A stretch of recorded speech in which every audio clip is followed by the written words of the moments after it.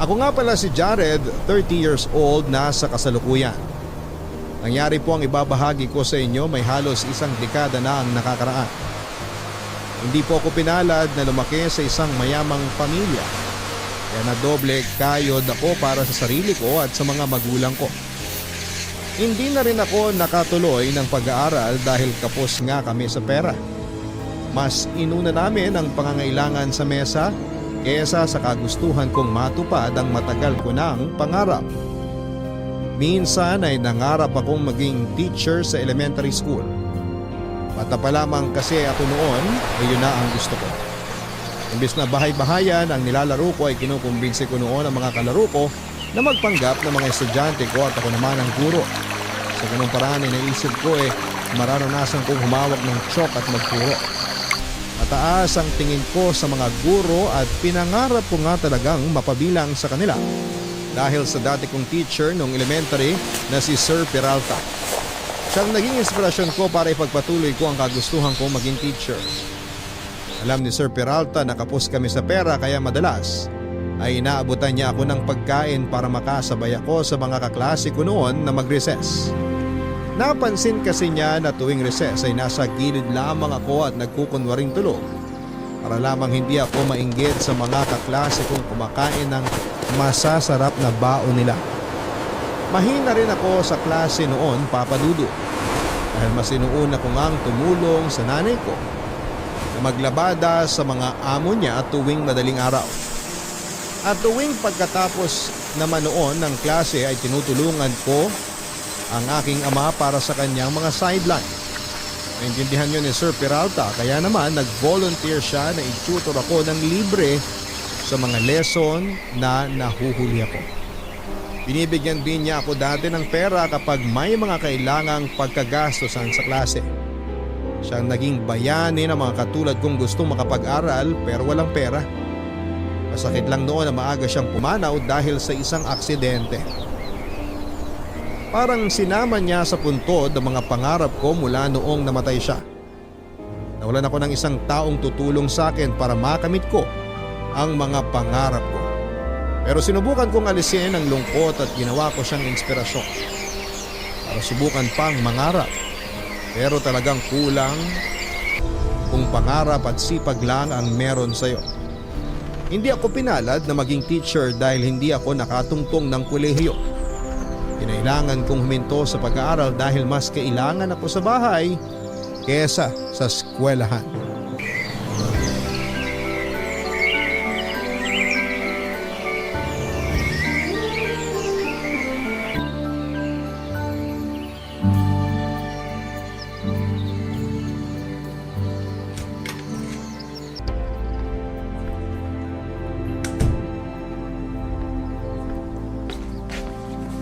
Jared, anak, Nay, bakit po gising pa kayo? iihi lang sana ako ikaw bakit kising ka pa? May binabasa lang po ako. Naku, madaling araw na anak. Maaga pa ang pasok mo mamaya sa trabaho. Di mo ba pwedeng ipagpabukas na lang yung pagbabasa mo? Matatapos na rin naman po ako, Nay. Konti na lang to. Ipahinga mo na. Ipagpatuloy mo na lang yan pagkatapos ng trabaho mo mamaya. Hindi po pwede, Nay. Ano bang hindi pwede? Kesa naman mawalan ka ng tulog. Mahihirapan ka makapagtrabaho niyan. Baka magkasakit ka na naman ulit. Kailangan ko na po kasing ibalik tong notebook mamayang 7 a.m. Sa dati kong kaklase. Notebook? Akala ko libro yung binabasa mo. Hindi po libro, Nay. Notebook lang po ang pinapahiram sa akin ng dati kong kaklase. Para saan ba yan? Para ba sa trabaho mo? Hindi po, Nay. Bale, notebook po ito ng dati kong kaklase sa English subject nila. Nakikiram lang po ako para makasabay naman po ako matuto kahit na hindi po ako pumapasok sa school. Pasensya ka na anak ha. Para saan po, Nay? Kasi mahirap tayo. Hindi naman po natin kasalanan ng pagiging mahirap natin, Nay. Ginawa naman po natin lahat ng makakaya natin pero siguro hanggang ganito lang po talaga yung pwede. Ang dami mong pangarap. Hindi mo naabot lahat kasi wala tayong pera. Kung mayaman lang sana tayo. Hayaan nyo na po, Nay. Kayo naman po, natanggap ko na po yung kalagayan natin. Tsaka nagpapasalamat pa rin naman po ako kasi kahit paano, may nakakain pa rin po tayo na 3 beses sa isang araw. Sapat na po yun para sa akin. Pero ang pag-aaral mo, paano ang pangarap mo maging teacher? Kaya nga po ko nanghihiram ng mga notebook sa mga dati kong kaklase na para hindi po pumurol yung utak ko. Marami kang pinaghihiraman ng notebook? Hindi ka ba nakaka-istorbo sa kanila? Parang nakakahiya ah. Ay, hindi po, Nay. Sila nga po yung nagsabi na pwede akong humiram eh. Dati po kasi isa lang yung hinihiraman ko pero nalaman po nung ibang mga kaklase ko dati yung ginagawa ko kaya pinapahiram na rin po nila sa akin yung mga notebook nila. Para daw makapag-aral pa rin ako kahit wala ako sa eskwela. Nasusundan mo naman ba? Opo, kahit papaano naman po nakakasunod ako. Yung mga di ko naman po maintindihan, tinatanong ko na lang po sa kanila. Pero alam naman nating hindi sapat yan para maging teacher ka. Hindi ka naman mabibigyan ng diploma riyan. Ayoko lang pong pumuro lang utak ko, Nay. Kaya para sa akin, sapat na po muna to. Kapag may kakayanan na po akong pag-aralin ng sarili ko, mag-aaral po ako ulit. Di na po ako mahihirapan kung sakali kasi may konti na po akong alam eh. Sana makatulong kami ng tatay mo balang araw para maituloy ang pag-aaral mo. Kahit ikaw na lang yung makatupad ng pangarap sa ating pamilya. Nasa na nga po pala si tatay, Nay? Di ko pa po siya nakikita mula kahapon. Ay, hindi ko rin alam kaya wag mo na lang ding tanungin sa akin. Saan na naman po kaya siya nagpunta? Napapadalas po yata hindi niya pag-uwi ah. Nako, inayaan ko na lang ang tatay mo. Sana, tungkol lang sa trabaho niya kaya hindi siya nakakauwi sa atin. Ano pong ibig niyo sabihin, Nay? Ay, basta. O sige na, ipagpatuloy mo na lang yung pagbabasa mo. Tapusin mo na sana agad para makapagpahinga ka pa.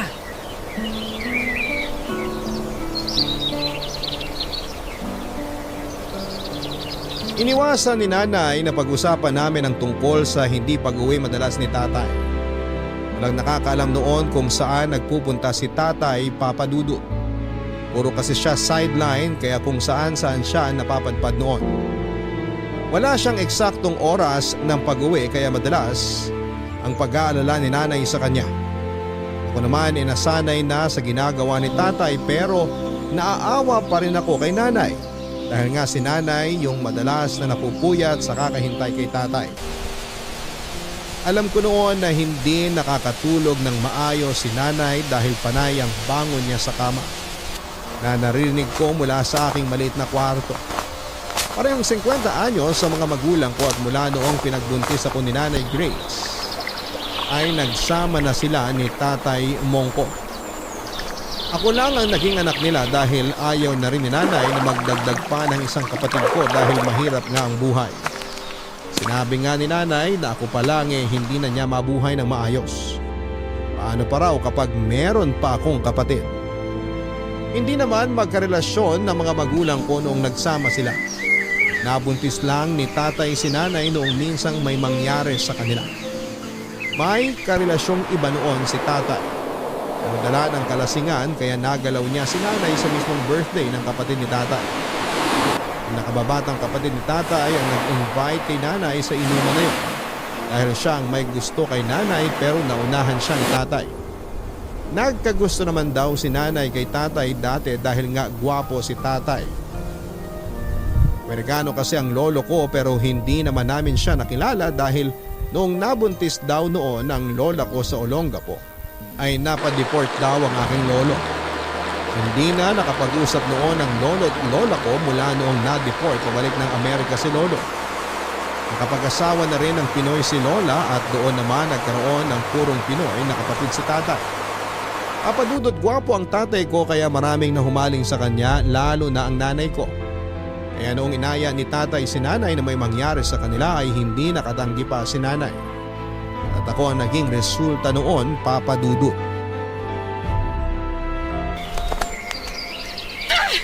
Sumagot ka, Mong! Ano ba naman, Grace? Bakit kailangan magbasag ka ng gamit? Kasi hindi ka sumasagot! Ano bang di sumasagot? Di ba sinabi ko naman sa'yo na nagtatrabaho ako? Nagtrabaho? Sige nga, pakitaan mo ako ng kinita mo buong araw! Hindi pa ako binabayaran eh. Hindi ka pa binabayaran o nagsisinungaling ka na naman sa akin? Hindi ako nagsisinungaling. Panay ang trabaho trabaho mo buong araw, pero wala ka namang inuuwing pera! Sa akin ka pa rin umaasa ng panggastos dito sa bahay, samantalang alam mong matumal ang mga nagpapalaba ngayon! Andiyan naman si Jared na kumikita na mas malaki sa atin Huwag nating iasa sa kanyang lahat! May kailangan din siyang pag-ipunan at may sarili rin siyang pagkakagastusan! Eh kesa naman iasa niyo lahat sa akin. Wala na nga kaming maasahan sa iyo eh! Kahit sinasabi mo buong araw at buong magdamag ka nagtatrabaho, wala ka namang mailabas na pera! Di pa nga bayad. Ganyan lagi sinasabi mo! Pero gusto mo sabihin ko sa'yo, ha?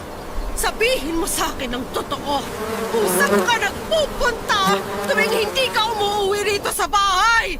Yan ka na naman sa pagdududa mo, Grace, ha? Nakakasawa na. Sino bang hindi magdududa sa ginagawa mo, ha? Kung wala kang ibang ginagawang masama, bakit hindi ka umuwi rito sa pamilya mo? O baka naman may iba ka ng inuuwian? Yan ang sinasabi ko. Nagbibintang ka na naman. Puro ka na lang tamang hinala. Ha! Malakas ang kutob ko, Mong! Alam ko may ginagawa kang iba! Trabaho lang ang inaatupag ko. Walang naniniwala sa'yo! Aminin mo na lang ang totoo! Sino ang babae mo? Wala akong ibang babae. Sabihin mo na bago ko pa malaman sa iba! Wala kang malalaman sa iba kasi wala naman talaga. Ah! Sinungaling! Sige, basagin mo na lahat ng baso pati mga pinggan natin. Bulabugin mo mga kapitbahay natin para pagchismisan na naman tayo. Kaya tayo pinagchichismisan dahil sa mga ginagawa mo! Pinagchichismisan tayo dahil sa pag-iiskandalo mo. Hindi ka na lang nahiya. Kung meron mang dapat mahiya rito, ikaw yon! Ikaw ang gumagawa ng hindi maganda! Sige, magbintang ka pa. Kunti na lang talaga't mananawa na ako sa ugali mo. Baka matagal ka ng sawa sa akin, kaya sa iba ka na nagpupunta! Sige, baliwin mo sarili mo sa kakaisip na may babae ko. Hindi ako magkakaganito kung hindi dahil sa mga ginagawa mo! Wala nga akong ginagawa. Sinungaling! Sinungaling ka talaga! Dati ka pang ganyan! Akala mo nakalimutan ko na lahat ng panloloko mo sa akin! Ibabasa mo lagi sa mga kasalanan ko dati. Walang mangyayari, Grace. Paawa ka naman sa akin. Sinisira mong araw ko dahil sa pagdududa mo. Hindi ako magkakaganito kung hindi dahil sa mga kagagawan mo! Ni minsan, hindi ka gumawa ng paraan para bumawi sa mga kasalanan mo! Bumabawi naman ako Ikaw lang naman to, hindi makabitiw sa nakaraan. Oo, nagkamali ako sa'yo dati. Pero hindi naman habang buhay Ipapamukha mo sa akin yon. Kasi hanggang ngayon, hindi ka pa rin nagbabago! May kutob akong hindi maganda sa'yo. Kailangan ko lang ng ebidensya. Kapag nahuli kita, humanda ka! Humanda kayo ng babae mo! Kung may mahuli kang babae, Talaga! Mahuhuli ko kayo ng babae mo! May hangganan din ang panloloko nyo!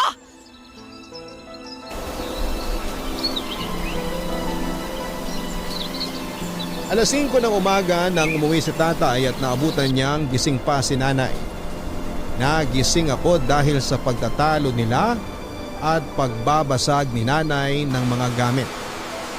Yun na ang normal na pangyayari sa bahay kapag hindi umuwi noon si tatay. Alam kong kasunod noon ang pagbubunganga at pagwawala ni nanay. Hindi ako lumalabas ng kwarto at nagpapanggap na lamang natulog pa dahil ayokong makialam sa problema nilang mag-asawa. Nananawa na rin kasi akong gumitna sa kanilang dalawa dahil sa akin sila nagagalit kapag may isa akong pinaboran. Ako na ang nahiya sa mga kapitbahay namin na naiistorbo dahil sa dalas ng pagtatalo ng mga magulang ko. Ilang beses nga akong nilapitan ng mga kapitbahay namin para kausapin ang mga magulang ko para mapatigil na sila sa ginagawa nila. Wala naman akong masabi dahil nga hindi ko alam kung paano mapag-aayos ang mga magulang ko. Mula kasi noong nang babae si tatay dati ay hindi na naibalik ang maayos nilang relasyon ni nanay. Sa totoo lang din noon, Papa Dudut, ay hindi naman ako sigurado kung talagang naging maayos ang relasyon nilang dalawa dahil si nanay lang naman yung halatang nagmamahal kay tatay dati. Napilitan nga lang na makisama sa isang bahay si tatay kay nanay dahil nga nagkaanak na sila. Kaya siguro si tatay naglikod pa sa mga babae dahil hindi siya totoong kontento kay nanay.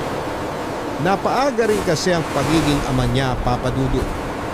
Narinig ko siya minsan na sinabi kay nanay na siguro ang dahilan kung bakit nagbababae si tatay dati ay dahil hindi pa rin sawa sa pagkabinata.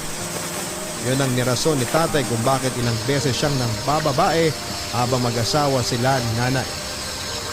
Nahuli lahat ni nanay yung mga naging kabit ni tatay at lumayo na rin si tatay sa mga yon after siyang mahuli.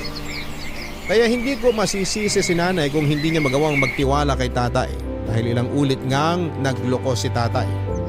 Kaya nga kahit ako hindi naniniwala sa sinasabi ni tatay na wala siyang ibang babae.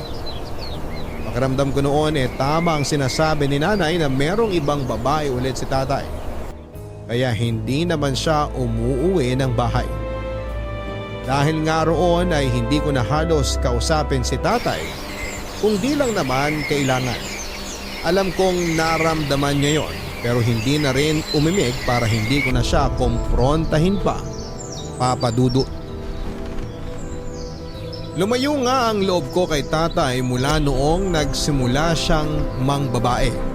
Naalala ko noon kung paano niya palihim na tinatawagan sa kanyang cellphone ang mga babae niya.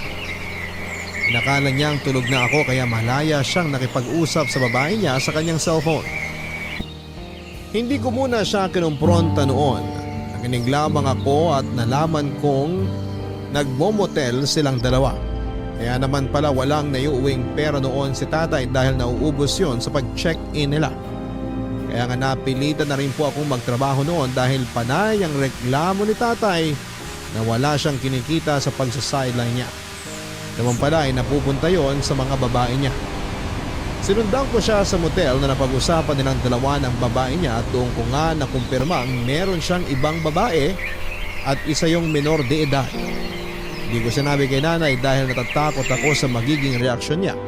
Pero may hinala na rin pala noon si nanay. Nangalap lang siya ng ebidensya at doon nga ay nahuli niya si tatay. Hindi pa noon umamin si tatay kay nanay, Papa Dudut. Pinilit pa rin niya na sabihin wala siyang ibang babae. Hanggang sa ako na ang nagsalita at sinabing nakita ko siya at ang babae niya sa isang motel. Hindi na siya nakapagsinungaling pa, Papa Dudut, at inamin niya ang totoo. At iniwan naman niya ang babaeng yon nang sinabi kong pwede siyang makulong dahil minor de edad ang babae. Akala ko noon ayun na ang huli pero may mga sumunod na naman siyang naging babae. At kadalasan ay single mom ang nakukuha niya noon.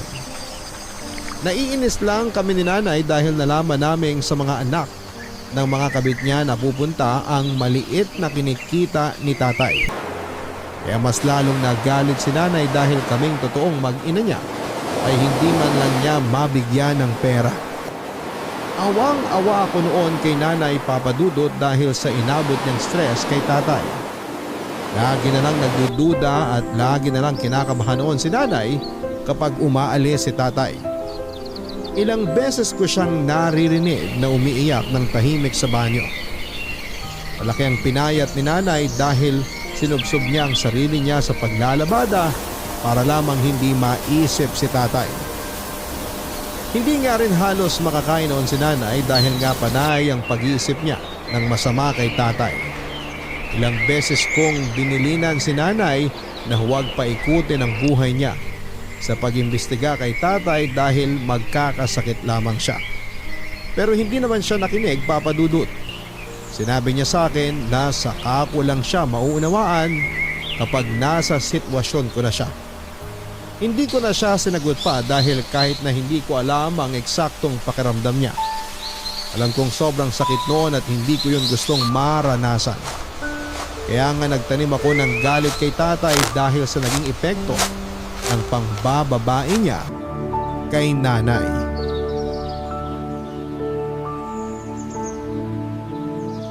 Jared, anak. Upo ka nga muna rito sa tabi ko. Bakit po, tay? Makikipagkwentuhan lang naman ako sa'yo. Wala pa kasi ang nanay mo. Wala rin naman ako mapanood sa TV. Makinig na lang po kayo ng radyo. Ayaw mo bang makipagkwentuhan sa akin?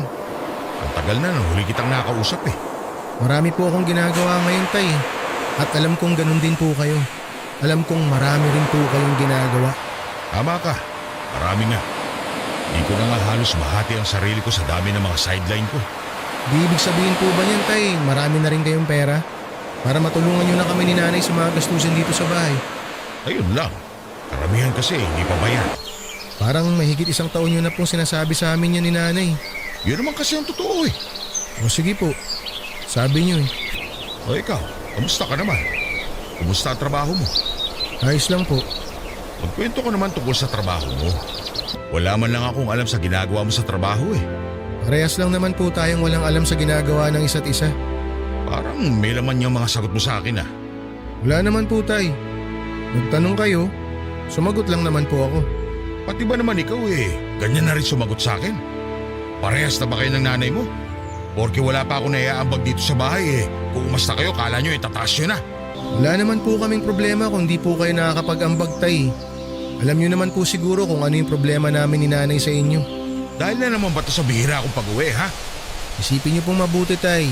Alam nyo po kung ano sagot dyan. Di mo na lang ako diretsahin. Pinagbibintangan mo rin ba ako may ibang babae? Kayo naman po nakakaalam niyan, tay. Di na kailangan mambintang. Pinapaikot mo pa ako eh. O sige po, tay, didiretsahin ko na po kayo. Total, ito naman po ang gusto nyo. May babae po ba kayo? Wala! Wala akong babae. Pwede wala. Bakit parang hindi ka naniniwala? Importante pa po ba kung naniniwala ako o hindi? Kailangan mo akong paniwalaan kasi wala talaga akong ibang babae. Kung magpapakatotoo ako sa inyo, tay, hindi po ako naniniwala.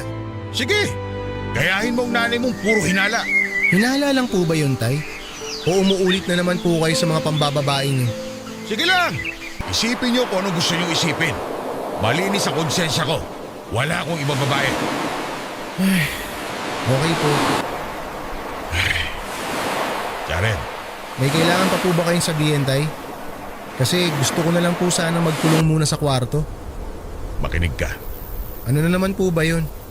Wala akong ibang babae. Di nyo na po kailangan ulit-ulitin yan, tay. Pero may bakla akong inuuwian.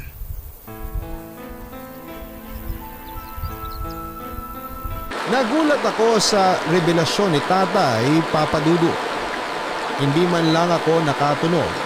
Namamakla na pala siya. Tinanong ko kung bakla ba siya pero hindi naman daw. Hindi na ako nagtanong ulit at saka pumasok na sa kwarto ko dala ng kabiglaan. Hindi ko noon maproseso ang sinabi ni Tatay at hindi ko alam kung paraan lang ba niya yon para ilihis ang iniisip naming may babae siya. Inisip ko na baka kaya niya lang sinabi na namamakla siya ay para hindi na kami magalit ni nanay. Bigla ko tuloy naisip si nanay ano kaya ang mararamdaman niya kapag nalaman niyang walang ibang babae si Tatay pero meron siyang baklang kalaguyo. Napalabas tuloy ako ng kwarto para kausapin si Tatay. Pinadali ko lahat ng mga tinatanong ko sa kanya bago dumating si nanay. Tinanong ko kung totoo ba talaga ang sinasabi niya o gusto niya lang makatakas sa pangbababae niya. Sinagot niya ako at sinabing totoong meron siyang baklang kalaguyo. Hindi pa rin ako makapaniwala noon kaya naman pinakitaan niya ako ng pictures ng baklang sinasabi niya. May itsura naman ng baklang kinabit ni Tatay. Iginegosyo raw ang baklang yon at itago na lang natin sa pangalang Dindin.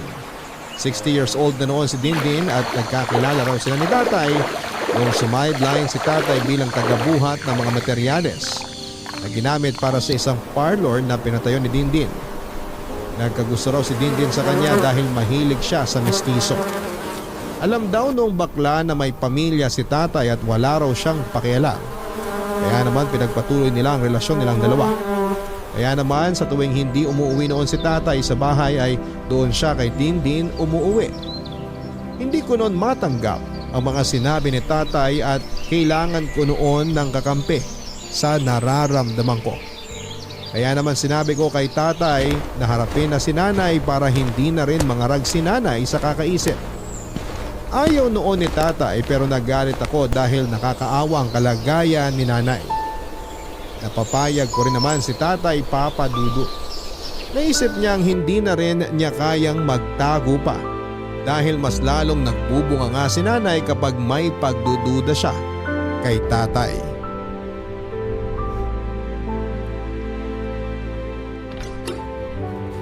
Jared, tulungan mo naman ako sa mga bit-bit ko. Sige po, Nay. Ano po ba tong mga to?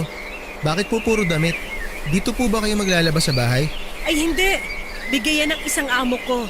Mga pinaglumaan ng binata niya. Baka raw kasya sa'yo, kaya binigay na sa akin kesa raw gawing basahan. Isukat ko nga para makita ko. Mamaya na lang po, Nay. Ayos ka lang ba? Bakit parang Biyernes Santo ang mukha mo? Maupo na po muna kayo, Nay. May kailangan po kayong malaman. Kinakabahan naman ako, Jared. Ano pang nangyayari? Tay! Nandito na po si Nanay!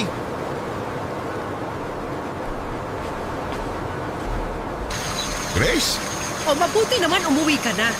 Akala ko kailangan nang ipadala sa kapit mo ang mga damit mo para siya na lang ang maglaba para sa'yo. Kailangan natin mag-usap. Ano ba nangyayari? Anong di ko alam? Jared, ano ba to? Si tatay na po ang magsasabi sa inyo, Nay. Tay, sige po, sabihin niyo na. Ay, makinig ka sa akin. Grace, Aamin ka na bang may iba kang babae? wala akong ibang babae. Maniwala ka. Eh yan naman laging sinasabi mo dati pa. Pero lagi kitang nauhuli. Alam ko na yan, Mong. Baguhin mo naman ang pagsisinungaling mo. Hindi po nagsisinungaling si tatay, Nay. Totoo po ang sinasabi niya na wala siyang ibang babae. At naniwala ka naman sa kanya, Jared. Opo, kasi yun naman po ang totoo, Nay. Hoy, Mong! Anong panglalason sa utak ng anak mong ginawa mo, ha? Bakit naniniwala na siya sa kasinungalingan mo?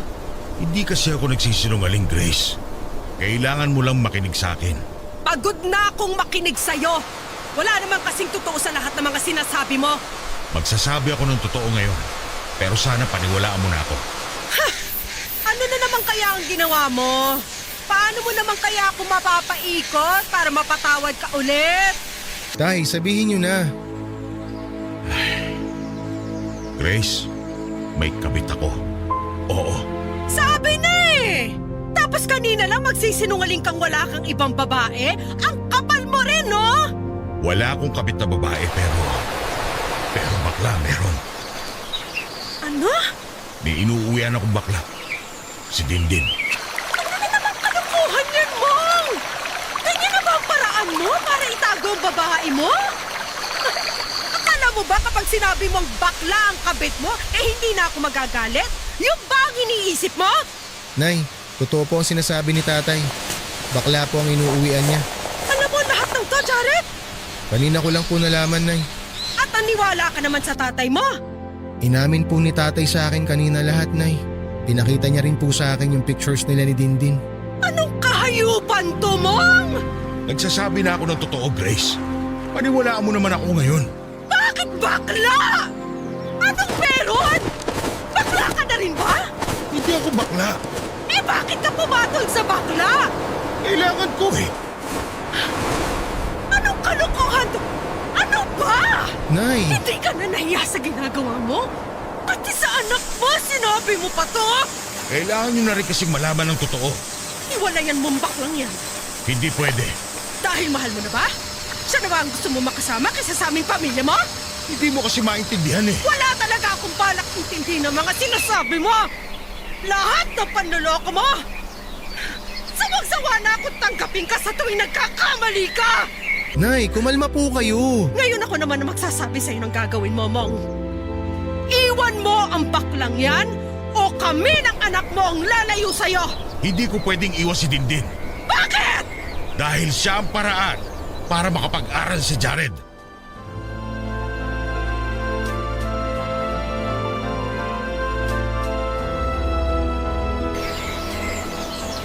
Nabigla ako sa nalaman kong dahilan ng pamamakla ni Tatay Papa Dudut.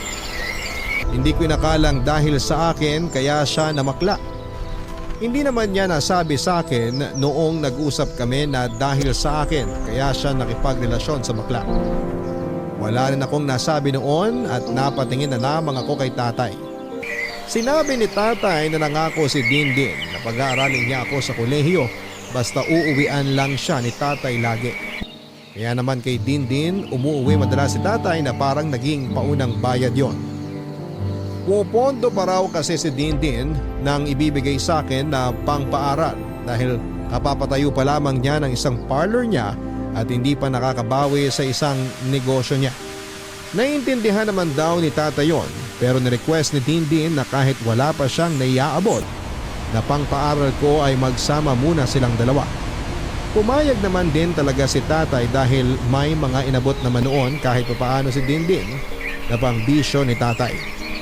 Papadudot nang gagamit na naman si Tatay ng iba para makuha ang gusto niya. Hindi raw yon ang unang beses na namakla siya. Nung nasa Olongapo pa raw siya ay ginamit niya ang kagwapuhan niya para makakuha ng mga baklang magsusustento sa kanya.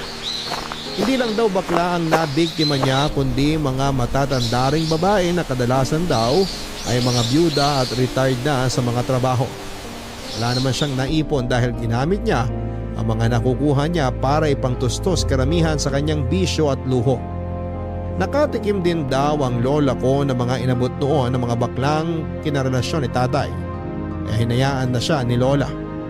Napaopera rin ang kapatid ni Tatay noong pumutok ang appendix nito sa tulong ng isang byudang minsang nagsustento sa kanya. Walang naging ibang trabaho si Tatay noon kundi ang mamakda at manloko ng mga matatandang babae. Itinigil lamang niya yon nang mabuntis niya si Nanay. Napilitan si Tatay na maghanap ng trabaho pero wala siyang alam na ibang skills maliban sa pamamakla. Kaya naman kung anong madadaling sideline lang ang pinapatos niya ay makuha lang na pera dahil yun lang daw ang kaya niya. Malaki ang naging pagbabago sa bahay mula noong nalaman naming namamakla si Tatay. Hindi na tumatabi si Nanay kay Tatay Papadudut. Nakiusap si Nanay na matulog katabi ko sa kwarto dahil hindi na raw siya komportableng makatabi si Tatay. Nahirapan tuloy kaming dalawa na magkasya sa isang single bed. Kaya naman hinayaan ko na lamang si Nanay na matulog mag-isa sa kwarto ko at ako naman ay natulog na lamang sa sala. Naging madalas na rin ang pag-uwi ni Tatay sa bahay dahil busy daw si Dindin sa mga negosyo niya at pinapagawang bahay. Hindi ko na rin nakitang nag-uusap ang mga magulang ko maliban na lamang kung merong importanteng kailangang pag-usapan. Hindi ko nakitang nakonsensya si Tatay sa mga ginagawa niya sa amin ni Nanay. Nagpatuloy siya sa pamamakla niya habang si Nanay naman ay nagdoble sa paglalabada, wag lamang maisip ang ginagawa ni Tatay. Naging malungkot lalo at tahimik ang bahay namin. Madalas nga ay mas gusto ko pang manatili na lamang noon sa trabaho kaysa umuwi sa amin. Kundi lang dahil kay Nanay ay baka mas pinili ko pang magstay in sa trabaho nung inalok ako ng boss ko. Nakapag-uwi na rin si Tatay ng pera at ibang gamit sa bahay. Proud siyang ipinakita sa amin ang mga ibinigay ni Dindin. Siya nang nagkusang magbayad ng bills sa kuryente, bahay at tubig. Halos makumpleto na rin namin noon ang mga appliances kahit second hand lang ang mga nabili Papadudut. Nakakakain na rin kami ng masasarap dahil sa mga pinapadalang pera ni Dindin. Marami na kaming naimbak na pagkain sa ref at dilata sa cabinet ng kusina. Gustong ipamuka sa amin ni Tatay na tama lang ang ginagawa niya kahit panloloko yon. At nasasaktan niya kaming mag-ina. Dahil nga marami na siyang naiambag sa bahay kaya naman lumakas ang loob niyang ipilit ang mga batas niya sa amin. Lagi niyang gusto na umuo na lamang kami noon sa mga gusto niyang mangyari at pinagbawalan kaming umangal. Lalo na noong minsang kumakain kaming dalawa ni Nanay, dumating siya at masayang nilatag sa mesa ang pizza, cake at soft drinks. Nabili niya gamit ang pera ni Dindin.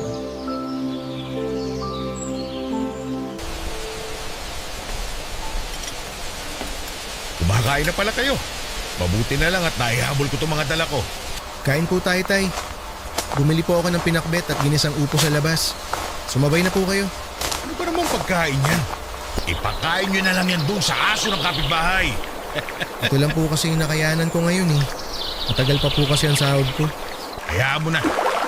Ito na lang pizza, cake at soft drinks na dala ko pagsaluhan natin. Jared, igilid mo nga yung pakbet.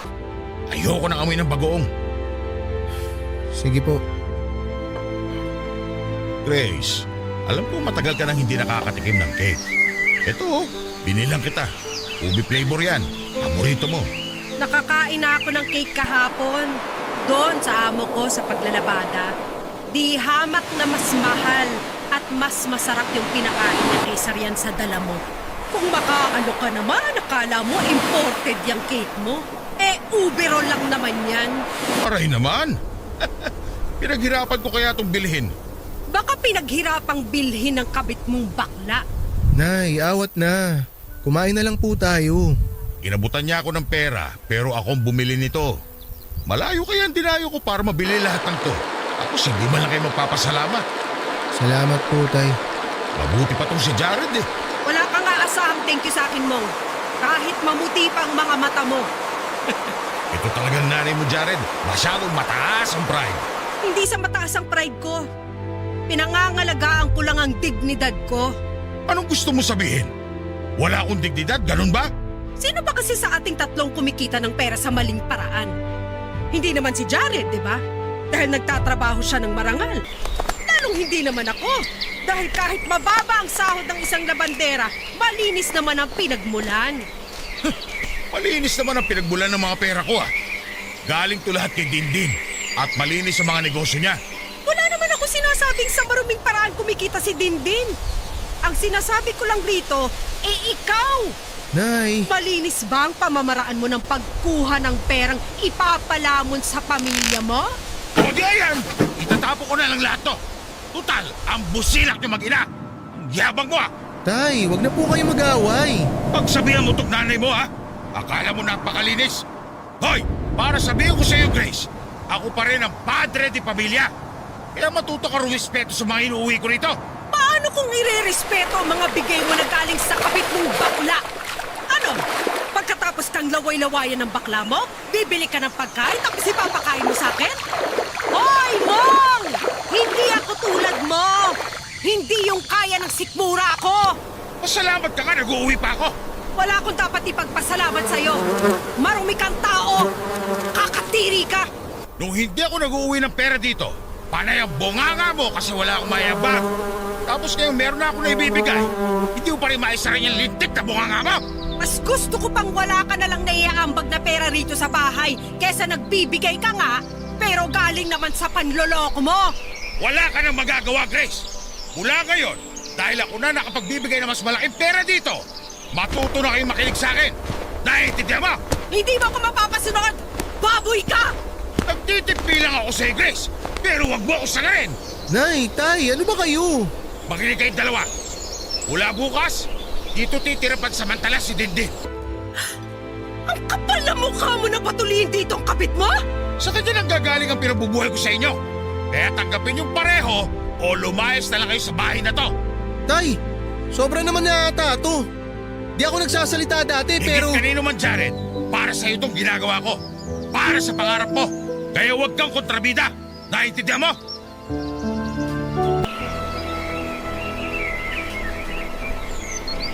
Yun ang unang beses na nakita ko nagalit ng ganon si tatay sa amin ni nanay. Lumakas nga talaga ang loob niya mula noong siya na ang mas malaki ang niyaambag sa bahay. Iniwan kami ni tatay pagkatapos noon para puntahan si Dindin dahil nagpapasundo raw sa kanya. Pinilhan siya ni Dindin ang motor na ginagamit niya kapag inuutusan siyang maghatid at sundo. Naawa ko kay nanay noong nakaalis na si tatay.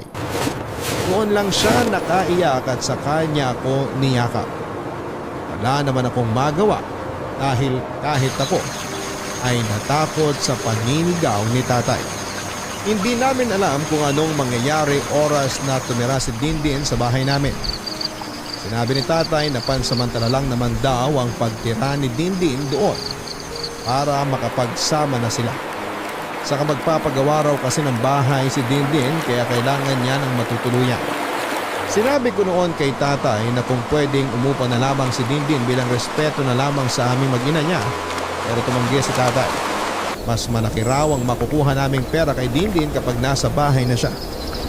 Papadudot kaya naman sinabi ni tatay na tiisin namin dahil para rin daw yon sa amin. Hindi umuwi si nanay sa unang 3 araw na nagstay si Dindin sa amin. Umextra muna si nanay sa amo niya sa paglalabad bilang kasambahay. Hindi na nga nagpabayad si nanay kapalit ng pagtulog niya doon ng ilang araw.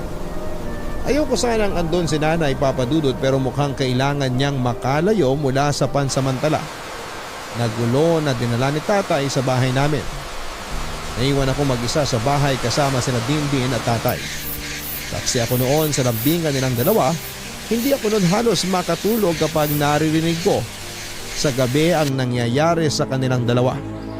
Nawalan ako lalo ng respeto kay tatay dahil sa ginagawa niya at sa pananakit niya kay nanay. Sinimulan ko nang maghanap ng pwede naming maupahan ni nanay dahil wala na rin akong balak tumira pa kasama si tatay kahit makaalis pa si Dindin sa bahay. Hindi ko muna yon pinaalam kay nanay at mas lalong hindi ko yon balak sabihin kay tatay. Plano ko lang noon na bigla na lamang kaming aalis ni nanay at iiwan ng tuluyan si tatay. Hindi ko noon alam kung paano ko makukumbinse si nanay na lumayas na roon sa bahay. Alam ko naman na kahit gano'n na ang ginagawa ni tatay sa kanya noon ay ramdam ko pa rin kung gaano kalaki ang pagmamahal niya para kay tatay.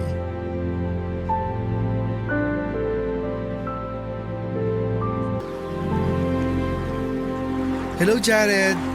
May kailangan po ba kayo, Ma'am Dindin? Dindin na lang. Di mo naman ako amo para tawaging ma'am. Okay po. Ano pong kailangan nyo? Hindi lang ako makatulog. Ang init kasi. Pasensya na po kayo kung walang aircon dito sa amin.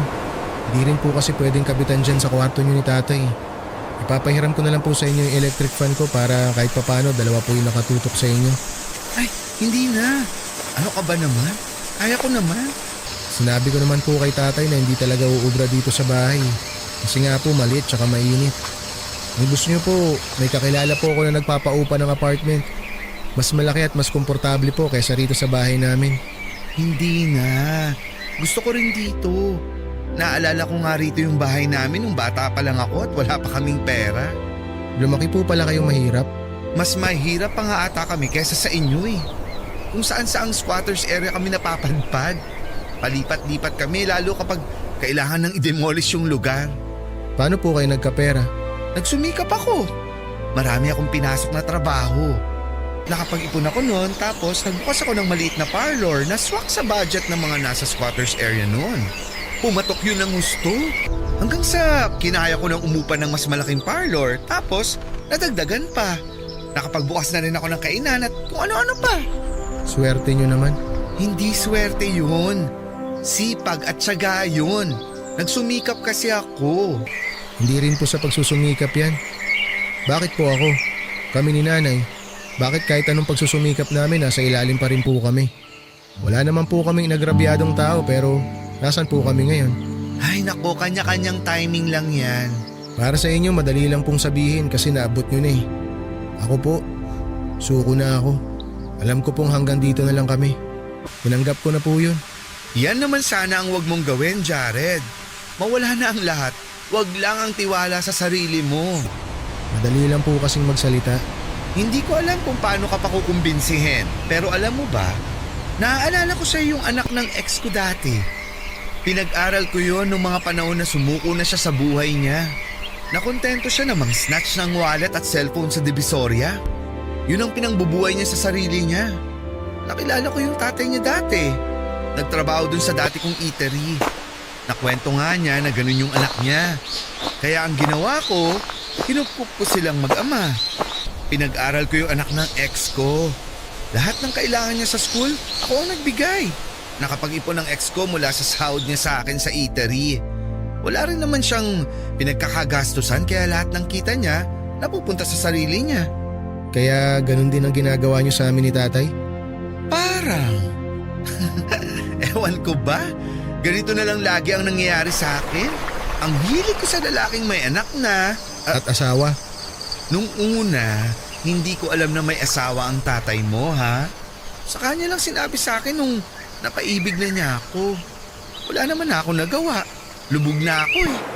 Kaya pumayag na lang ako maging kabit. Hindi ko po alam kung anong tamang sasabihin sa inyo dahil Mas marami po akong gustong sabihin na hindi maganda. Alam ko naman, inaasahan ko na yan. Pasensya na kung nakagulo ako sa inyo. Kaya gusto ko sanang bumawi. Pag-aaralin kita. Akong bahala sa'yo. Nakwento ng tatay mo na gusto mo raw maging teacher? Wala pa po pagkabata. Ayun naman pala. Lagi kang binibida sa akin ng tatay mo. Masipag ka raw at matalino. Naaawa nga raw siya sa'yo kasi pinipilit mo pa rin matuto ngayon kahit pagod ka na sa trabaho. Totoo bang nakikiram ka ng notebook sa mga dati mong kaklase? Gusto ko lang naman pong matuto. Yan ang dahilan kung bakit ako pumayag na pag-aralin ka.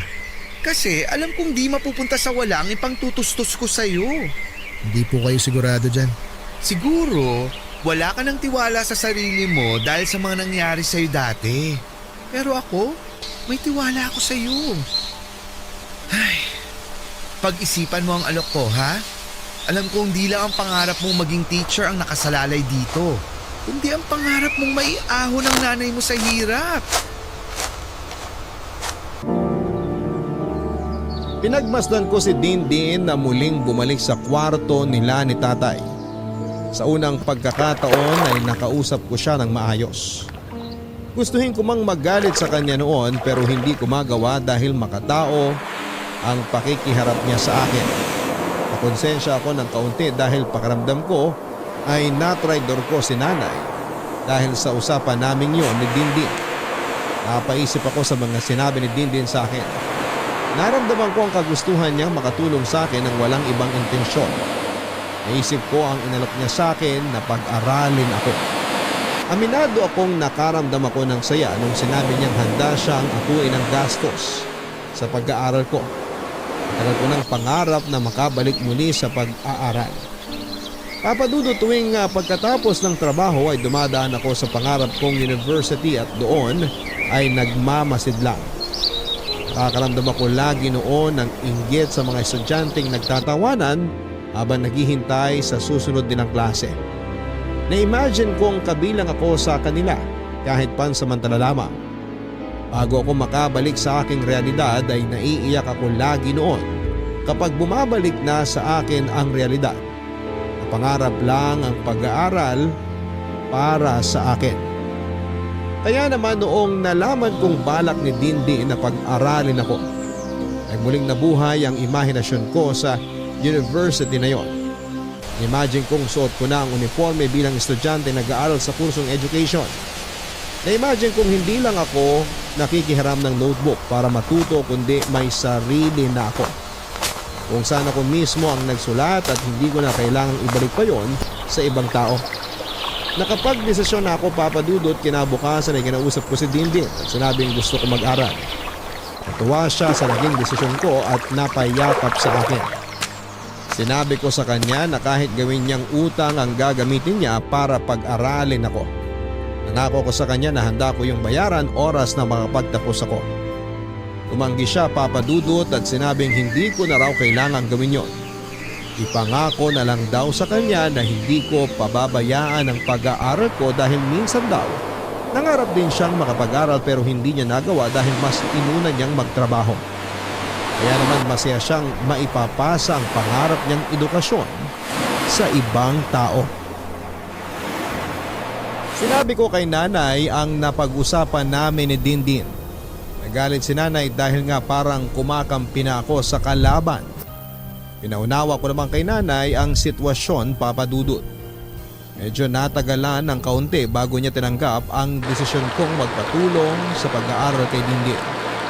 Naisip ni nanay marahil na kailangan ko rin yun dahil matagal ko nang gustong makapag-aral at tanging si Dindin lang ang pwedeng makapagbigay noon sa akin. Tinulungan ako ni Dindin sa lahat ng mga kailangan ko. May mga nakausap na siya para tulungan akong mapabilis ang pag-i-enroll ko sa university na pangarap ko. Sinama niya rin kami ni nanay sa pagbili sa mga kailangan ko at ibang kailangan sa bahay. Nung una ay alanganing makipag-usap si nanay kay Dindin. Pero mabait kasi si Dindin kaya napalagay na rin ang loob ni nanay. Naalala ko nga noong nasa mall kami at kumakain, panayang daldal ni nanay dahil komportable na siya kay Dindin. Nagtatawanan pa sila noon na Akala mo ay matagal na silang magkakilala. Ni minsan ay hindi namin napag-usapan si tatay habang magkakasama kami. Bilis na lumipas sa mga araw at nakapag-aral na ako, Papa Dudu. Walang kasing saya ang pakiramdam ko na makatungtong na sa kolehiyo para mabigyang katuparan na ang mga pangarap ko.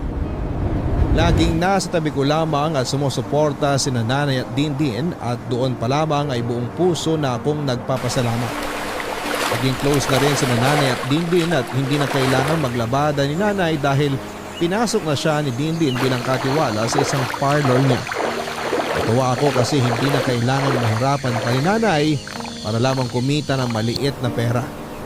Patuloy pa rin ang pagtira ni Dindin sa amin kahit mahigit kalahati na ang natatapos sa kanyang bahay. Si tatay naman ay bibihira na naman kung umuwi dahil ayon sa kanya ay may nahanap daw siyang isang racket na medyo may kalayuan sa bahay namin. Inisip kong hindi na naman nagsasabi ng totoo si tatay pero hindi na namin yon pinakialamanan pa ni Nanay at Dindin dahil masaya namang kaming tatlo na magkakasama sa bahay. Bagay sa akin talaga tong binili mong bestida, Dindin. Para ako nga attend ng JS prom. Parang ang ikaw yung nasa unahan lagi sa gala. Bagay po talaga sa inyo ang pula, Nay. Pag may okasyon, isuot niyo po yan, ha? Mukha siyang mansanas na di pa nakakagat. Ilang beses na kaya akong nakagat. Ay, ang landi, Mami! Ikaw kasi eh! Hinawaan mo na ako! Sabi ko na eh, kayo naririnig kong ingay sa labas eh. Among, muwi ka rin sa wakas. Kumain ka na ba? Oo, pinakain na ako ng boss ko kanina bago umuwi. Jared, tulungan mo nga ako ipasok yung mga gamit ko sa labas. Bilisan mo. Okay po, Tay. Nay, Dindin, labas lang po muna ako sandali. O sige, kausapin mo muna yung tatay mo.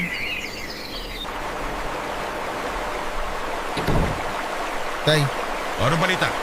ano pong balita? Sa pag-aaral mo. Wala po akong bagsak ngayong SEM. Tsaka po, Ang ibig kong sabihin sa tanong ko, kung kailan ka makakapagtapos. matagal pa po. Bakit natagal? Second year college pa lang po ako, Tay. Ilang taon ba dapat? 4 po. Ay, kung alam ko lang na magtatagal pala, eh di sana pinera ko na lang kay Dindin lahat. Ano pong sinasabi niyo? O ganito ha, bilisan mo makapag-aral. Gawin mo lahat para mas maaga ka makapagtapos kung pwede yon. Yun naman po ang plano ko, Tay. Magsa-summer classes din po ako. Maganda yan, para makahingi ka rin ng dagdag na pera kay Dindin. Bakit naman po ako hihingi ng dagdag? Sumunod ka na lang. Yung sapat lang para sa tuition at baon ko po ang kinukuha ko. Nakwento po kasi ni Dindin na medyo kinakapos din siya dahil nga nagkaroon ng problema dun sa pinapagawa niyang bahay. Kailangan daw bakbakin ulit yung sa kusina. Wala akong pakialam sa nangyayari sa bahay niya. Ang sa akin lang, humingi ka lang na humingi. Huwag kang maniwala na walang perang baklang yan. Maraming tinatago yan na hindi natin alam. Tay, nakakahiya na po yun. Maawa naman po tayo sa kanya. Siya na nga po gumagastos ng lahat dito sa bahay. Kaya nga gagatasan pa natin para masulit naman yung pagtira niya dito. Hindi ko po kaya yun, Tay. Ako ang tatay mo, kaya sumunod ka sa gusto ko. Tay! Kapag magsasabi ka kung magkano tuition mo, dagdagan mo. May kakilala ko na kayang mameke na resibo para hindi tayo mahuli. Tay, wag naman ganun. Magtatrabaho na lang po ako ulit para yun po ang iaabot ko sa inyo kung sakaling kailangan nyo. Para di na po natin kailangan lukuin si Dindin. Hindi mo mapagsasabay ang pag-aaral at pagtatrabaho. Mag-aral ka na lang habang meron pang nag-aabot sa'yo. Yun naman po ang ginagawa ko eh. Pero maging wise ka rin at humingi pa ng dagdag. Para di sa inyo yan ang nanay mo. Paano pong para sa amin? Ayos naman na po kami ni nanay kung ano lang po ang meron eh. Malaking pasasalamat nga po ni nanay na pinasok siya ni Dindin na katiwala sa parlor niya eh. Isa pa yung nanay mo. Hindi ginagamit ang utak. Alam mo ba pwede siya makakupit sa parlor na hindi nalalaman ni Dindin? Ay, ako lang ba gumagamit ng utak sa pamilyang to? Ginagamit po namin ang utak namin, Tay. Kaya alam po namin na mali ang magnakaw at magsinungaling. Huwag mo akong pangaralan, Jared. Mas matanda ako sa'yo. Mas marami akong alam kung paano mabuhay sa mundong to. Hindi ubray puro bait lang. Tanda mo yan. Tay! Maawa naman kayo sa akin. Dirin-diri na akong galawin ng baklang yan. Mabuhay lang kayo mag-ina. Humihingi lang ako ng konting pabor na dagdagan mo hinihingi mo para may maitago tayong pera bago ko siya idispatcha. Kaya sundin mo lahat ng sinasabi ko. Kung ayaw mo ngayon pa lang, idispatcha ko na yung din. Kasi, pag pinalayas ko na yung baklang yan, tignan lang natin kung makapag-aral ka pa.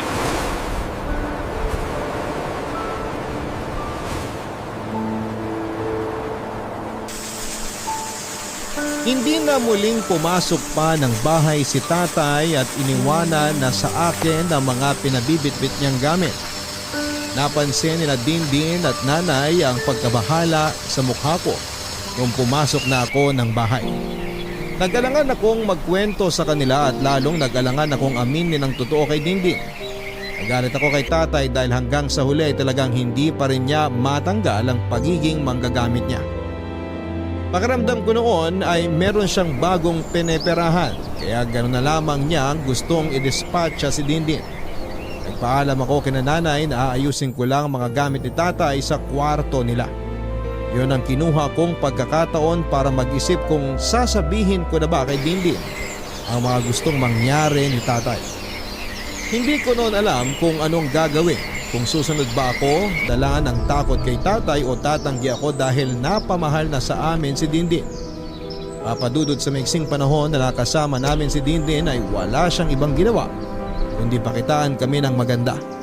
Tinuring niya kaming pamilya at naramdaman ko kahit papaano na meron akong ama dahil sa pagiging responsable niya.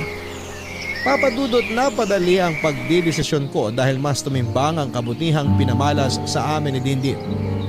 Naalala ko yung pag-aalaga niya noong nagkasakit si nanay at naospital.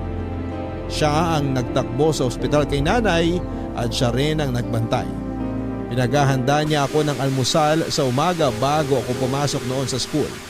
Kahit na alam kong puyat siya dahil sa pag-aasikaso niya sa mga negosyo niya. Mula noong naging ka-close niya si nanay ay hindi ko na muling nakitang malungkot muli si nanay. Nagkaroon na ng laman ng mga pisngi ni nanay dahil wala na siyang stress na nararamdaman at nakakakain na rin ng maayos.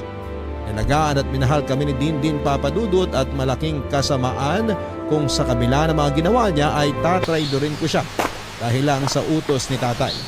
Kaya agad akong lumabas ng kwarto ni na tatay dala ang desisyon ko. Inarap ko sina Dindin at nanay para ipaalam sa kanila ang napag-usapan namin ni tatay.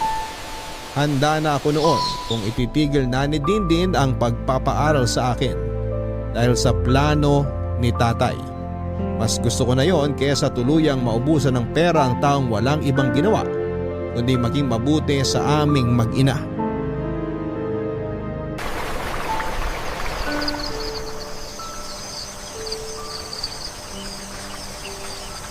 Nay, Dindin, Ano yon? Parang problemado ka bigla ah. Oh, nak. May problema ka ba? May masakit ba sa'yo?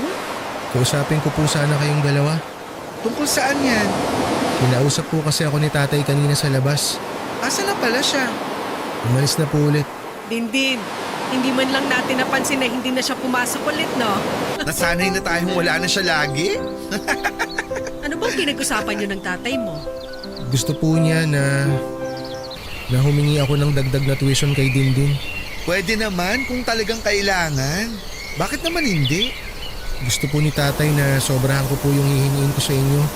Huwag daw po eksakto lagi. Bakit naman daw? Alam ko na yan.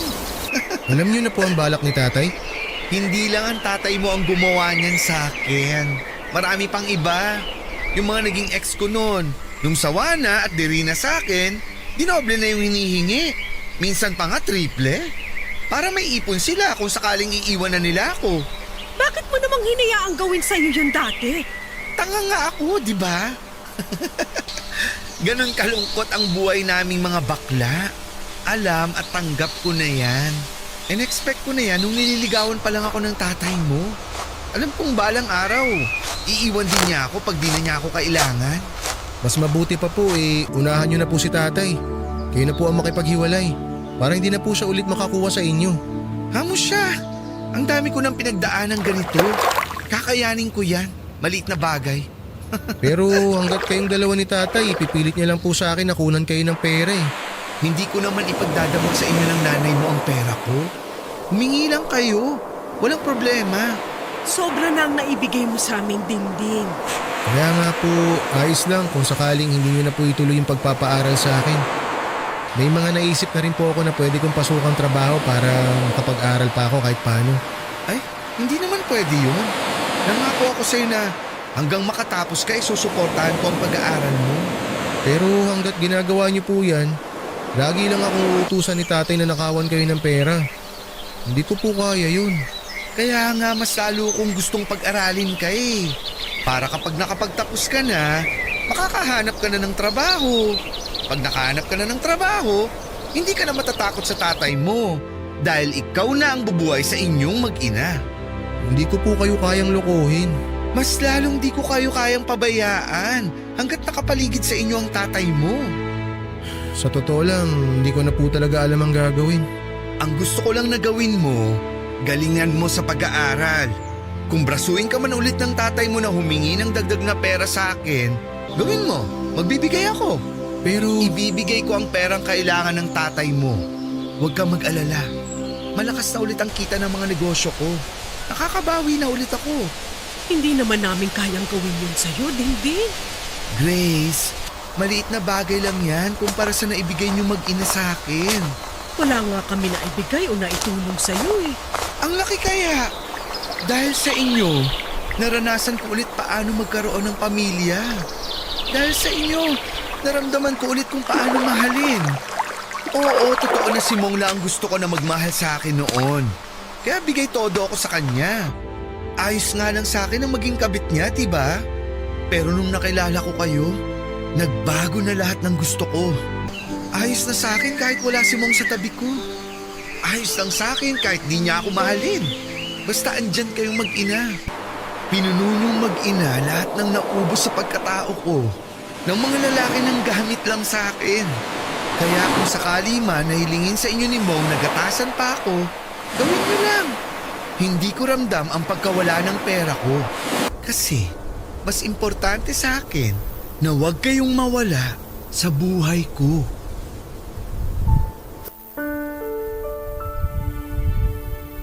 Naiyak kami ni nanay sa mga sinabi ni Dindin. Napamahal talaga kami ni nanay kay Dindin at hindi na namin kayang mawala pa siya sa buhay namin. Hindi dahil sa mga inaabot niya kundi dahil sa pagmamahal niya. Siya ang parang tumayong padre di pamilya sa amin ng mga panahong pinabayaan kami ni tatay. Siya ang naging ama ko na gumabay at nagmahal sa akin noon naghahanap ako ng kalinga kay tatay. Siya ang laging pumupuri noon kay nanay na nagdala ng maraming ngiti kay nanay. Iyakap ko si Dindin at doon ay umiyak siya.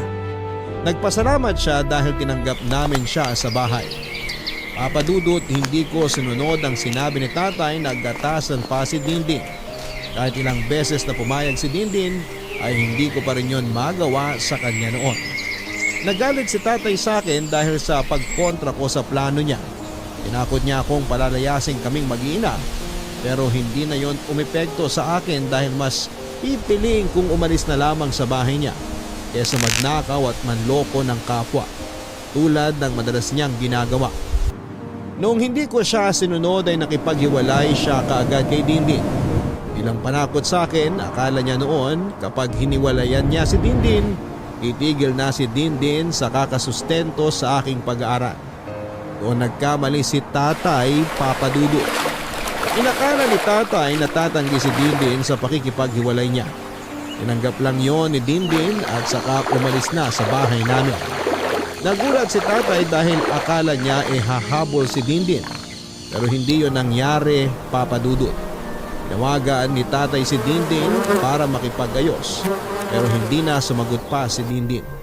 Makalipas ang ilang araw ay bumalik si Dindin sa bahay para kunin kaming mag-ina. Nagkataon na wala si tatay kaya nakapaghakot na kami ng mga gamit namin para tumirapan samantala sa inuupahang apartment ni Dindin. Pinagpatuloy ni Dindin ang pagpapaaral sa akin. Naghanap pa rin ako ng trabaho para makatulong sa kanya dahil alam kong hindi biro ang mga ginastos niya para sa negosyo at bahay niya. Hinanap kami ni tatay para bumalik sa bahay at nagsisisi na raw siya sa mga ginawa niya at handa na siyang magbagong buhay.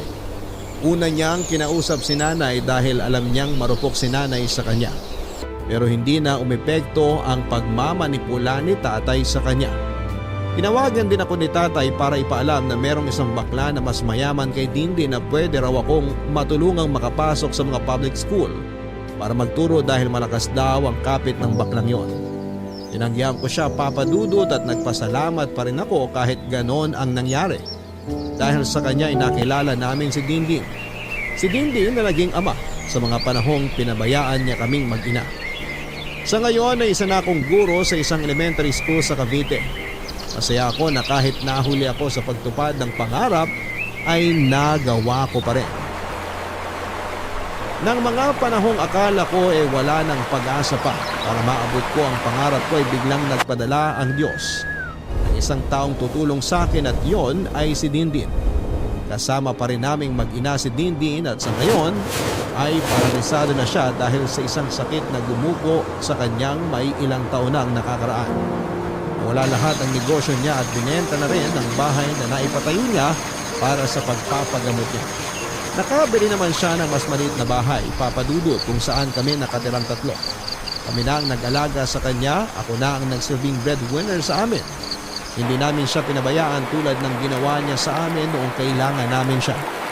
Hanggang sa dulo ng buhay niya ay nangako ko na hindi siya iiwanan kahit na anong mangyari. Hanggang sa dulo ng buhay niya ay nangako ako na magiging pamilya kami. Maraming salamat po sa pagbasa ng aking liham. Ang inyong kabarangay forever,